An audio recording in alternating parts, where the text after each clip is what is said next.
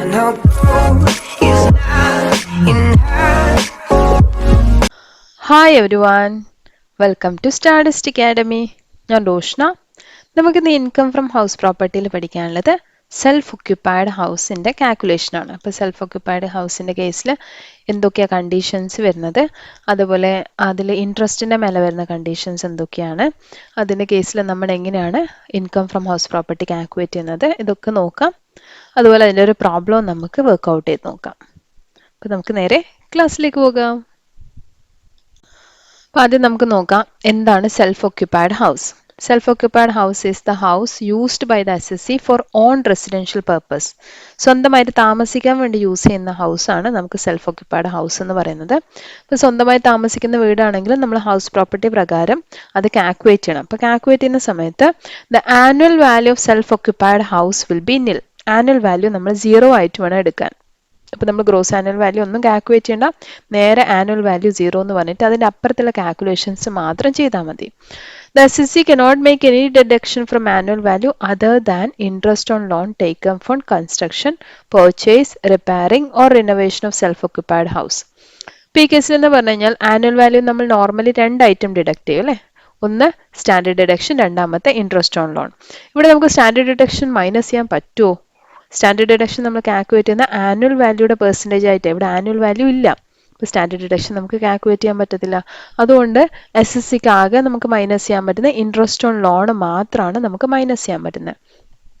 Self occupied ഹൗസിൽ നിന്ന് നമുക്ക് അങ്ങനെയാണ് ചെയ്യാൻ പറ്റുള്ളൂ.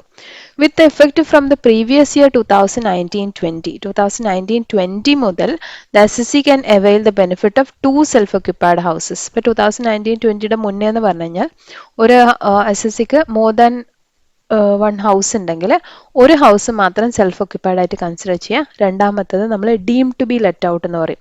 ലെറ്റ് ഔട്ട് ചെയ്തില്ലെങ്കിലും നമ്മൾ ലെറ്റ് ഔട്ട് ചെയ്തതുപോലെയുള്ള കാൽക്കുലേഷനാണ് നമ്മൾ അതിന് ചെയ്യാം. പക്ഷേ 2019-20 മുതൽ 2 ഹൗസ് നമുക്ക് സെൽഫ് ഒക്യുപ്പൈഡ് ആയിട്ട് എടുക്കാം. ഇപ്പം മോർ ദാൻ 2 ഹൗസസ് ഉണ്ടെങ്കിൽ 2 എണ്ണം സെൽഫ് ഒക്യുപ്പൈഡും ബാക്കിയുള്ളത് മാത്രം ലെറ്റ് ഔട്ട് ആയിട്ട് നമുക്ക് ഡീം ചെയ്തെടുത്താൽ മതിയാവും. അപ്പം ഇതാണ് സെൽഫ് ഒക്യുപ്പൈഡ് ഹൗസിൻ്റെ കേസിൽ പറയുന്നത്. പിന്നെ ഇതിൽ നമ്മൾ പറഞ്ഞു ഇൻട്രസ്റ്റ് മാത്രമേ മൈനസ് ചെയ്യാൻ പറ്റുള്ളൂ എന്ന് പറഞ്ഞു. അപ്പോൾ ഇൻട്രസ്റ്റ് മൈനസ് ചെയ്യുന്ന സമയത്ത് അവിടെ ചില കണ്ടീഷൻസ് വരുന്നുണ്ട്. അപ്പോൾ ഇൻട്രസ്റ്റ് മൈനസ് ചെയ്യുമ്പോൾ നമ്മൾ നോക്കേണ്ടത് എപ്പോഴെടുത്ത ലോണാണ്. On loans taken before 1/4/1999 the maximum interest deductible is 30,000 and in the case of loans taken on or after 1/4/1999 the maximum interest deductible is limited to 2 lakhs.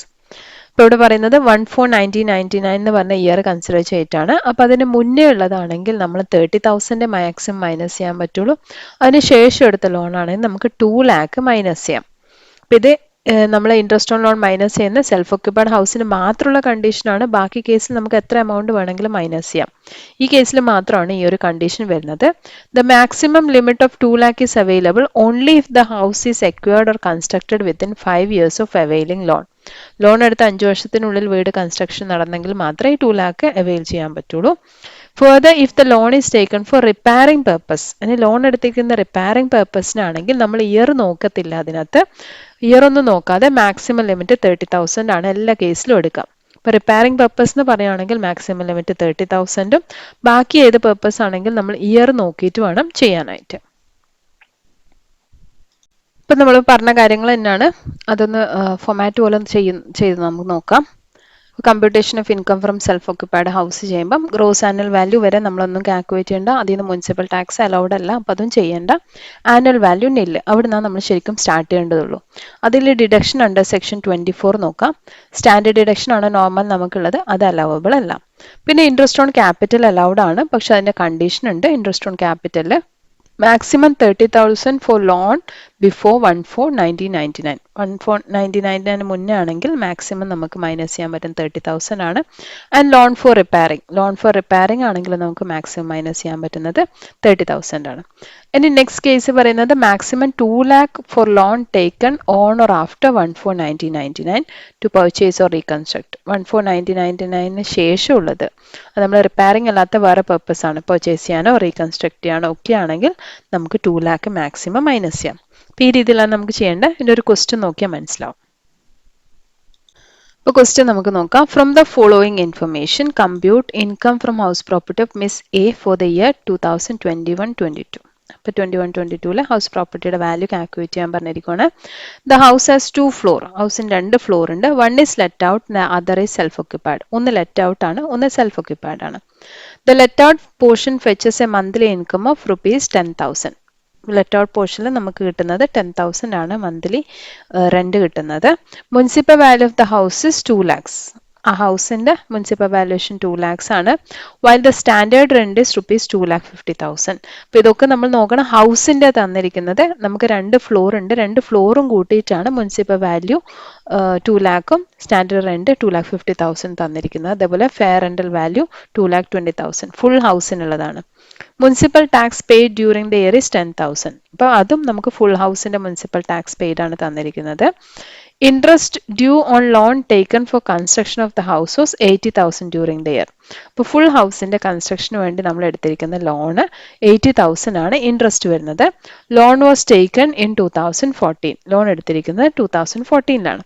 അപ്പോൾ ഇത്രയും കാര്യങ്ങളാണ് നമ്മൾ ക്വസ്റ്റിൽ പറഞ്ഞിരിക്കുന്നത്. എങ്ങനെ ചെയ്യാൻ നോക്കാം. അപ്പോൾ ആദ്യം നമുക്ക് ലെറ്റ് ഔട്ട് പോർഷൻ നോക്കാം. ലെറ്റ് ഔട്ട് പോർഷൻ എന്ന് പറഞ്ഞാൽ ആ ഹൗസിന്റെ പകുതിയാണ് വരുന്നത് അല്ലേ. 2 ഫ്ലോർ എന്ന് പറയുമ്പോൾ നമ്മൾ പകുതിയായിട്ട് എടുക്കാം.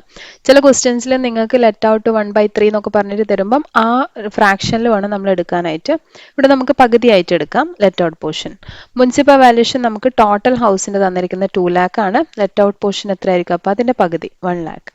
ഫെയർ റെന്റൽ വാല്യൂ തന്നിരിക്കുന്നത് 2,20,000 ആണ്. അപ്പോൾ നമുക്ക് ലെറ്റ് ഔട്ട് പോർഷൻ അതിന്റെ പകുതി എടുക്കാം 1,10,000. സ്റ്റാൻഡേർഡ് റെന്റും അതുപോലെ തന്നെ 2,50,000 തന്നിരിക്കുന്നത്. Let out portion 1,25,000. അപ്പോൾ നമുക്കിപ്പോൾ ലെറ്റ് ഔട്ട് പോർഷൻ 1/3 എന്ന് പറഞ്ഞിട്ട് തന്നിട്ടുണ്ടെങ്കിൽ ആ വാല്യൂടെ 1/3 ആണ് ഇവിടെ എടുക്കേണ്ടത്. നമുക്ക് എങ്ങനെ തന്നിരിക്കുന്നത് ആ രീതിയിൽ വേണം ചെയ്യാൻ. ഇനി ആനുവൽ റെന്റ് എടുക്കുമ്പോൾ സമയത്ത് നോക്കേണ്ടത് 10,000 നമുക്ക് തന്നിട്ടുണ്ട്. അപ്പൊ ലെറ്റ് ഔട്ടിന് മാത്രമല്ലേ നമുക്ക് ആക്ച്വൽ റെന്റ് വരുള്ളൂ. അപ്പൊ അത് ഫുൾ ലെറ്റ് ഔട്ടിലേക്ക് എടുക്കാം. ബാക്കിയെല്ലാം പോലെയല്ല, നമ്മൾ ആനുവൽ റെന്റ് വരുന്ന സമയത്ത് തന്നിരിക്കുന്ന വാല്യൂ ലെറ്റ് ഔട്ടിന്റെ ആയിരിക്കും. സെൽഫ് ഓക്യുപ്പൈഡിന് നമുക്ക് റെന്റ് റിസീവ് ചെയ്യില്ല. അപ്പൊ ലെറ്റ് ഔട്ട് പോർഷന്റെ ആണ് കംപ്ലീറ്റ് എടുക്കേണ്ടത്. അപ്പൊ 10,000 എന്ന് പറഞ്ഞാൽ 1,20,000. ഇനി ഗ്രോസ് ആനുവൽ വാല്യൂ എങ്ങനെ കാണാം? മുനിസിപ്പൽ വാല്യൂഷനും ഫെയർ റെന്റ് വാല്യൂ കൂടി കമ്പയർ ചെയ്യാം. 1 lakhും 1,10,000. ഹയസ്റ്റ് വരുന്ന 1,10,000. അത് സ്റ്റാൻഡേർഡ് റെന്റുമായിട്ട് കമ്പയർ ചെയ്യാം. ഇപ്പോൾ 1,10,000ഉം 1,25,000ഉം കമ്പയർ ചെയ്ത് ലോവസ്റ്റ് വാല്യൂ 1,10,000. ആ 1,10,000 ആനുവൽ റെന്റുമായിട്ട് കമ്പയർ ചെയ്യാം. 1,10,000ഉം 1,20,000ഉം കമ്പയർ ചെയ്ത് അതിൽ നമ്മൾ എടുക്കേണ്ട ഹയസ്റ്റ് വാല്യൂ, അതാണ് ഗ്രോസ് ആനുവൽ വാല്യൂ. അപ്പോൾ 1,20,000 ആണ് നമ്മളെ ഗ്രോസ് ആനുവൽ വാല്യൂ വരുന്നത്. അതിൽ നിന്ന് മുനിസിപ്പൽ ടാക്സ് മൈനസ് ചെയ്യണം. മുനിസിപ്പൽ ടാക്സ് പേ ചെയ്തിരിക്കുന്നത് 10,000 ആണ്. അപ്പോൾ മുനിസിപ്പൽ ടാക്സും പേ ചെയ്യുന്നത് ഫുൾ ഹൗസിനാണ്, ഒരുമിച്ചാണ്. അപ്പോൾ മുനിസിപ്പൽ ടാക്സ് 10,000 ആയതുകൊണ്ട് അതിന്റെ പകുതി 5,000 എടുത്താൽ മതി.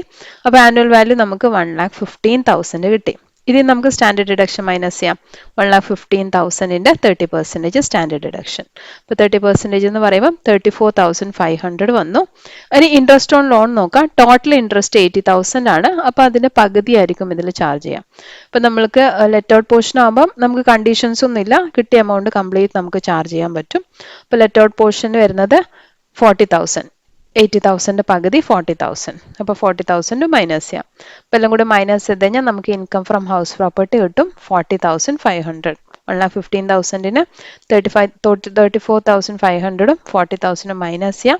ഇപ്പോൾ കിട്ടുന്നത് 40,500. ഇത് ലെറ്റ് ഔട്ട് പോർഷന്റെ മാത്രം ചെയ്തത്. സെൽഫ് ഒക്യുപ്പൈഡിന് നോക്കാൻ. ഇനി നമുക്ക് സെൽഫ് ഒക്യുപ്പൈഡ് പോർഷൻ നോക്കാം. സെൽഫ് ഒക്യുപ്പൈഡ് പോർഷൻ നോക്കുമ്പോൾ നമ്മൾ ആനുവൽ വാല്യൂ മുതൽ സ്റ്റാർട്ട് ചെയ്താൽ മതി. ആനുവൽ വാല്യൂ നില്ലാണ്. ആനുവൽ വാല്യൂ കഴിഞ്ഞിട്ട് പിന്നെ നമുക്ക് വരുന്നത് ഇൻട്രസ്റ്റ് ഓൺ ലോൺ മാത്രമേ മൈനസ് ചെയ്യാൻ പറ്റുള്ളൂ. ഇപ്പോൾ ഇൻട്രസ്റ്റ് ഓൺ ലോൺ നോക്കാം. 80,000 ആയിരുന്നു ഫുൾ ഹൗസിന്. അപ്പം സെൽഫ് ഒക്യുപ്പൈഡ് പോർഷൻ അതിന്റെ പകുതി 40,000. ഒരു ഫ്ലോർ ആണ്, അപ്പോൾ 40,000. എന്നിട്ട് നമ്മൾ നോക്കേണ്ട 40,000 മൈനസ് ചെയ്യാൻ പറ്റുമോ? നമുക്ക് 1999 മുന്നേ ആണെങ്കിൽ 30,000 മൈനസ് ചെയ്യാൻ പറ്റുള്ളൂ. 1999 ശേഷമാണെങ്കിൽ നമുക്ക് 2 lakh വരെ മൈനസ് ചെയ്യാം. ഇനി റിപ്പയറിംഗ് എന്ന് പറയുകയാണെങ്കിൽ 30,000 മൈനസ് ചെയ്യാൻ പറ്റുള്ളൂ. ഇപ്പോൾ ഇവിടെ റിപ്പയറിംഗ് എന്നൊന്നും പറയുന്നില്ല. ഇപ്പം നമുക്ക് എന്ത് ചെയ്യാം നോക്കാം. ഇയർ ആണ് നോക്കേണ്ടത്. 2014ലാണ് ലോൺ എടുത്തിരിക്കുന്നത്. അപ്പോൾ 1999 ശേഷമാണ്. അപ്പോൾ നമുക്ക് 2 lakh വരെ മൈനസ് ചെയ്യാനുള്ള പ്രൊവിഷൻ ഉണ്ട്. അപ്പോൾ നമ്മുടെ എമൗണ്ട് 40,000 ഉള്ളൂ. അത് കംപ്ലീറ്റ്ലി നമുക്ക് മൈനസ് ചെയ്യാം. അപ്പോൾ ഇൻട്രസ്റ്റ് ഓൺ ലോൺ മൈനസ് ചെയ്യാം. ഇപ്പം നില്ലിൽ നിന്നാണ് ഇൻട്രസ്റ്റ് ഓൺ ലോൺ മൈനസ് ചെയ്യുന്നത്. അപ്പം നെഗറ്റീവ് ഫിഗറാ വരാം. നമുക്ക് ലോസ് ഫ്രം ഹൗസ് പ്രോപ്പർട്ടി ആണ് വരുന്നത്. ഇപ്പോൾ ലോസ് ഫ്രം ഹൗസ് പ്രോപ്പർട്ടി കിട്ടി. ഇപ്പോൾ നമുക്ക് ലെറ്റ് ഔട്ടിൽ 40,500 പ്രോഫിറ്റ് കിട്ടി, means income from house property കിട്ടി. സെൽഫ് ഒക്യുപ്പൈഡിൽ നമുക്ക് കിട്ടിയിരിക്കുന്ന ലോസ് ഫ്രം ഹൗസ് പ്രോപ്പർട്ടി 40,000 ആണ്. ഇപ്പോൾ ഫുൾ ഹൗസിൻ്റെ നമുക്ക് കാൽക്കുലേറ്റ് ചെയ്യാം. അപ്പോൾ ഫുൾ ഹൗസ് കാൽക്കുലേറ്റ് ചെയ്യുമ്പോൾ net income from house property നമുക്ക് കിട്ടിയിരിക്കുന്ന ഇൻകം 40,500ഉം ലോസ് 40,000. അപ്പം നെറ്റ് എഫക്റ്റ് എന്തായിരിക്കും? ഇൻകം ആയിരിക്കും കിട്ടുന്നത്, അത് 500 ആണ് അല്ലേ. അപ്പം net income from house property 500 കിട്ടി. ഇപ്പം നമ്മൾ ഇന്ന് ഡിസ്കസ് ചെയ്തത് സെൽഫ് ഒക്യുപ്പൈഡ് ഹൗസിൻ്റെ കേസസ് ആണ്. സെൽഫ് ഒക്യുപ്പൈഡ് ഹൗസ് എന്താണെന്ന് പഠിച്ചു, അതിൽ നമ്മൾ എങ്ങനെ കാൽക്കുലേറ്റ് ചെയ്യേണ്ടതെന്ന് പഠിച്ചു. ആനുവൽ വാല്യൂ മുതലാണ് കാൽക്കുലേറ്റ് ചെയ്യേണ്ടത്, അതിൽ എന്തൊക്കെ മൈനസ് ചെയ്യാൻ പറ്റും എന്ന് നമ്മൾ നോക്കി. ഇപ്പം നമ്മൾ നോക്കിയത് ഇൻട്രസ്റ്റിൻ്റെ കണ്ടീഷൻസ് ആണ്. ഇൻട്രസ്റ്റ് ഏതൊക്കെ സിറ്റുവേഷനിൽ നമുക്ക് എത്ര എമൗണ്ട് വരെ മൈനസ് ചെയ്യാം. ഇപ്പം ഇത് പഠിച്ചിട്ട് പിന്നെ കൺഫ്യൂഷൻ ആവാൻ പാടില്ല. നമ്മൾ ലെറ്റ് ഔട്ടിൽ ഒരിക്കലും കണ്ടീഷൻ അപ്ലൈ ചെയ്യരുത്. സെൽഫ് ഒക്യുപ്പൈഡ് ഹൗസിൻ്റെ കേസിൽ മാത്രമേ ഇൻട്രസ്റ്റിൻ്റെ കണ്ടീഷൻ അപ്ലൈ ചെയ്യേണ്ടതുള്ളൂ. പിന്നെ നമ്മൾ പഠിച്ചത് അതിൻ്റെ ഒരു പ്രോബ്ലം ചെയ്യാൻ പഠിച്ചു. പ്രോബ്ലത്തിൽ ഒരു ഹൗസിൽ തന്നെ സെൽഫ് ഒക്യുപ്പൈഡും ലെറ്റ് ഔട്ടും വരുന്നതാണ്. ഇങ്ങനത്തെ ക്വസ്റ്റ്യൻസ് നിങ്ങൾക്ക് വരാം. ഒരു ഹൗസിൽ തന്നെ സ്പ്ലിറ്റ് ചെയ്തിട്ട്, അല്ലെങ്കിൽ അതിൽ ഇത്ര പോർഷൻ എന്ന് പറഞ്ഞിട്ട് ഇപ്പോൾ എത്ര 1/2 അല്ലെങ്കിൽ 1/3 2/3 എന്നൊക്കെ പറഞ്ഞിട്ട് വരും. അപ്പോൾ ആ രീതിയിൽ നമ്മൾ ടോട്ടൽ എമൗണ്ടിനെ നമ്മൾ ഡിവൈഡ് ചെയ്യണം. ടോട്ടൽ എമൗണ്ട് ഡിവൈഡ് ചെയ്യുമ്പം ഒരിക്കലും നമ്മൾ അതിൽ വരുന്ന ആനുവൽ റെന്റ് ഡിവൈഡ് ചെയ്ത് കൊടുക്കരുത്. ആനുവൽ റെന്റ് ലെറ്റ് ഔട്ട് പോർഷന് മാത്രമേ വരുള്ളൂ. അപ്പോൾ അത് ഡിവൈഡ് ചെയ്യരുത്. ബാക്കി വരുന്ന നമ്മുടെ മുനിസിപ്പൽ വാല്യൂഷനും ഫെയർ റെന്റ് വാല്യൂം സ്റ്റാൻഡേർഡ് റെന്റും ഒക്കെ മൈനസ് ചെയ്യാൻ ഒക്കെ ഡിവൈഡ് ചെയ്തെടുക്കണം. മുനിസിപ്പൽ ടാക്സും ഡിവൈഡ് ചെയ്തെടുക്കണം. ലോണും ഇൻട്രസ്റ്റ് ഓൺ ലോണും ഡിവൈഡ് ചെയ്തെടുക്കണം. പക്ഷേ നമ്മുടെ ലെറ്റ് ഔട്ട് പോർഷനിലാണ് മാത്രമാണ് റെന്റ് വരുള്ളൂ. അപ്പോൾ റെന്റ് ഡിവൈഡ് ചെയ്തെടുക്കരുത്. അപ്പോൾ പ്രോബ്ലം നമ്മൾ ചെയ്തിട്ടുണ്ട്. ക്ലിയർ ആയി എന്ന് വിചാരിക്കുന്നു.